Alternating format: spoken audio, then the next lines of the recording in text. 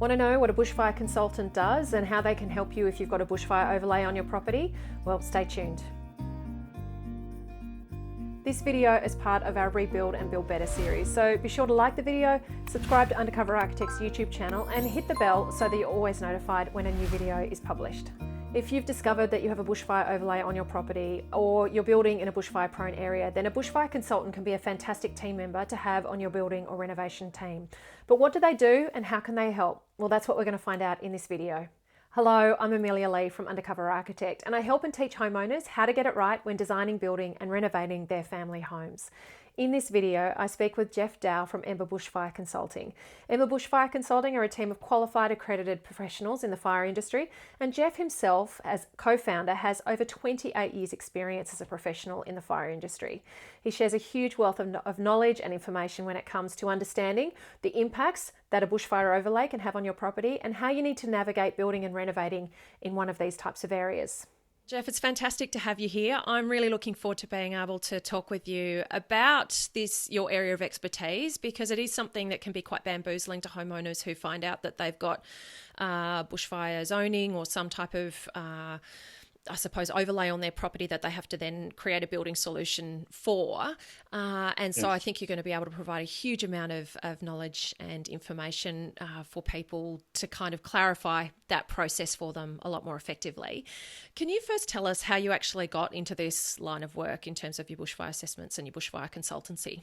Yeah, so I mean, it's been the combination of a lot of things. My grounding is as a professional firefighter.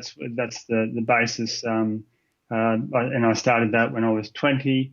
I got interested. I love the bush.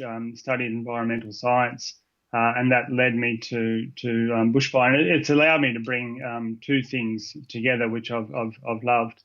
I think probably the third thing that occurred was in 2003, we had the bushfires obviously hit here in Canberra, and really wanted to do something different in terms of the way that we could really address the issue. And clearly fire suppression, fire trucks is only part of the answer, but to design and to build and to truly understand our environment is kind of what led me to this point. Where I could bring this experience and the knowledge together to help out to homeowners and architects design and build for bushfire.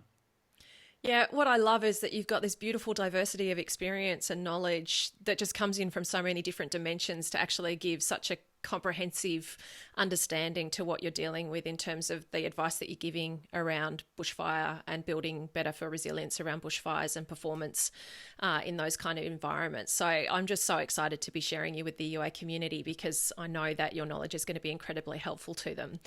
Can you perhaps just go through some basics for us first in terms of I know a lot of people, when they find out they've got that bushfire overlay or their bushfire zoning on their property with their early inquiries, and they don't even know what a bushfire consultant is or why they might need one.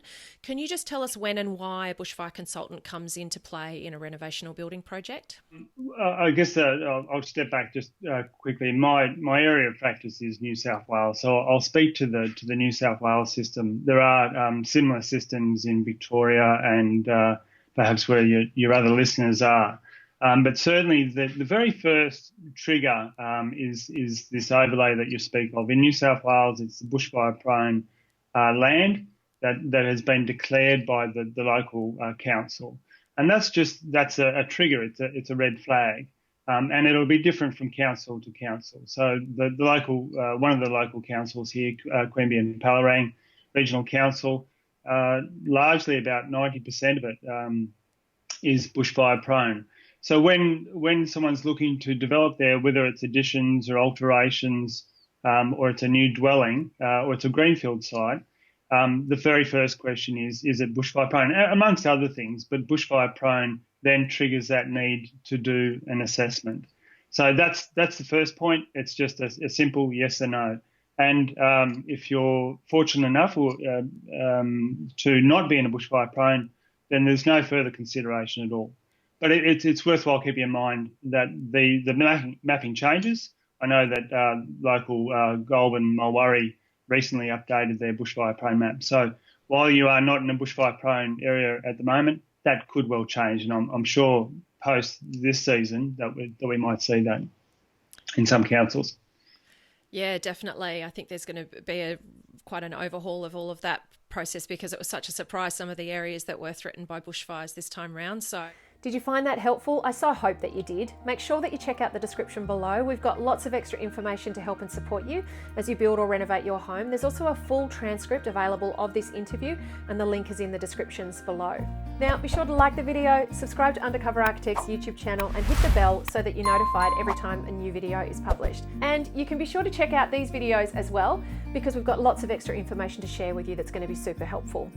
As always, thank you for tuning in and for letting me be your secret ally. Until next time, bye.